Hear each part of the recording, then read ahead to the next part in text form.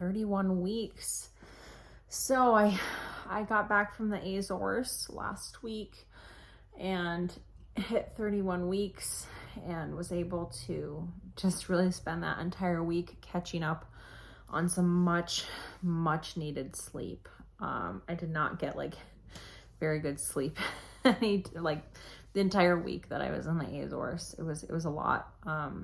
Traveling and just, when you travel in general, especially internationally, it's a lot. But when you're pregnant, it takes even more out of you. And so I felt pretty tired, and I was super grateful to be home and just to settle into being at home and relaxing.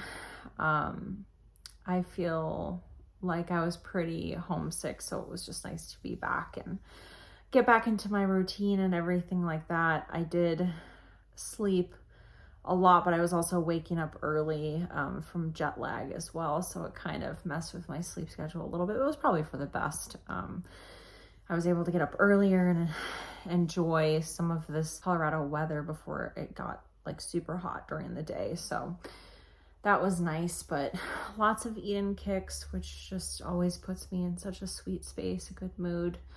Yeah, it was a really low-key week. There wasn't much that I did compared to the week before, and that felt really nice. Just some editing, photos from the elopement I did, and catching up on house stuff, doing laundry and taking care of all that sorts of stuff, and spending time with my husband, Paul. So I think it was all very much needed, which was good. I felt like it turned over to be June when I turned 31 weeks. So it just felt like, summer's here, and like June, July, August, it's coming up so fast, and it just felt that much more real. So it's kind of sitting with that and thinking about it.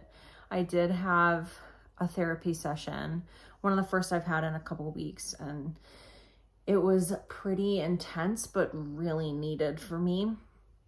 I had a session of EMDR with my therapist, and for those of you who aren't familiar with it, it's a kind of trauma therapy that uses bilateral stimulation to activate both sides of the brain to kind of rewrite traumatic memories. Not that they could go away or anything, but just how you view them, because we view trauma in pictures in our mind, and every time we access that memory, you're building upon that memory. It's not like you're just accessing that memory for what it was, but like every time you access it, it's becoming a modified memory, basically. And with the help of EMDR, you can kind of use that in a way to help manage the trauma attached to it. So whereas when you get through all of that EMDR therapy and sessions, on the other side, it's still a traumatic memory, but you're not having this like physiological response to it. And so I've done a lot in the past with everything that happened with us and Malachi in the hospital and his passing, and I've done some work with it, even just when I was trying to conceive, and then when I first got pregnant, and we haven't done it in a while. And it was really good to do it because this was kind of about me focusing on birth. Birth is such a big thing for me and my story and our story with Malachi. And so it was a lot to, I've just been focusing so much on just being pregnant and being in the moment during this whole pregnancy. And it is really interesting. Pregnancy is always about the end, right?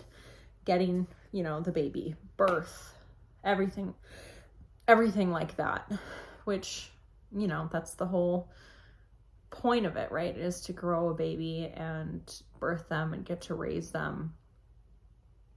And you just kind of assume that's going to happen to you before it doesn't. And now that I've experienced not getting to raise a child and watching them pass, it just feels like something so out of reach almost. And that's my only version of motherhood, is one without a living child. And so it's very hard for me to picture birth and life after birth and postpartum with a baby. And it's starting to get to be go time. And basically my therapist and I were talking about that and how it's becoming that much more of a reality as my birthing window approaches, and what I can do to prepare for it and manage any trauma that might come up. And so that was definitely a huge piece of the trauma therapy, like EMDR, that we did. But instead of like working through a traumatic memory in this instance, it was talking about helping implement a positive image into a memory that might, or not even a memory, but like a situation, like thinking about birth in the future, trying to implement a positive image where you feel safe, that you've worked through some of this. And so the bilateral stimulation, so you do like some tapping with your arms to stimulate both sides of your brain, basically, to write these memories or write these thoughts or whatever down in your mind, and create neural pathways.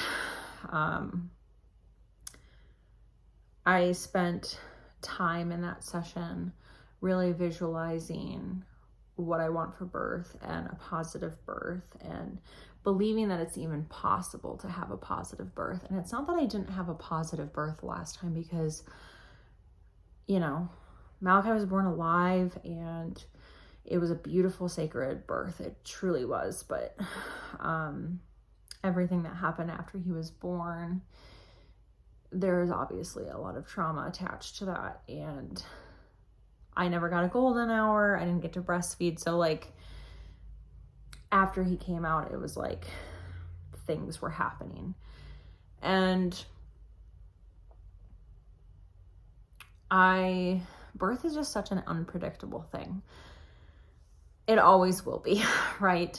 And we do our best to have birth plans and to prepare and implement strategies and surrender and trust in God and our bodies and how He designed them and stuff. But after something like this has happened to you, you kind of realize like, okay, all these bad things can be a reality, and it almost skews it to be like the worst will happen next time, even though it's much more likely that things will work out this time. It's just this weird thing in your brain that you can't seem to let go of. And that's why I'm working through a lot of this in preparation for birth and really trying to do this for Eden. Obviously, you know, I want to honor her in this way, to show up as best as I can in the end of this pregnancy and in birth for her, because I don't want to just be in fear. I don't want to live with fear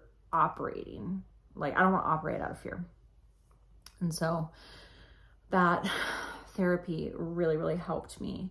And yeah, so it was a big week just as far as, you know, working through some birth preparation and even visualizing where it would be and how it could go down, and just believing that God could redeem this for us. And yeah, so it was very productive to have that therapy session, and I'm really trying to be hopeful for my outlook and my attitude and my hope and my faith, because I think they're probably the lowest they've ever been in my whole life. But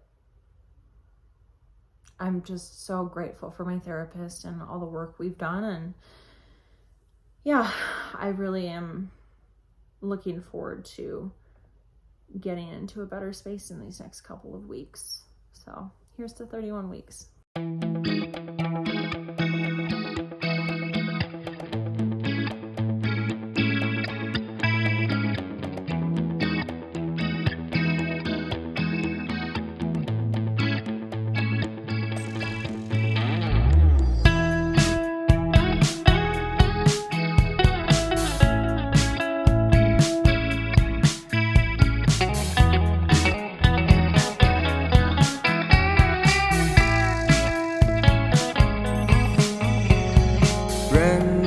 This is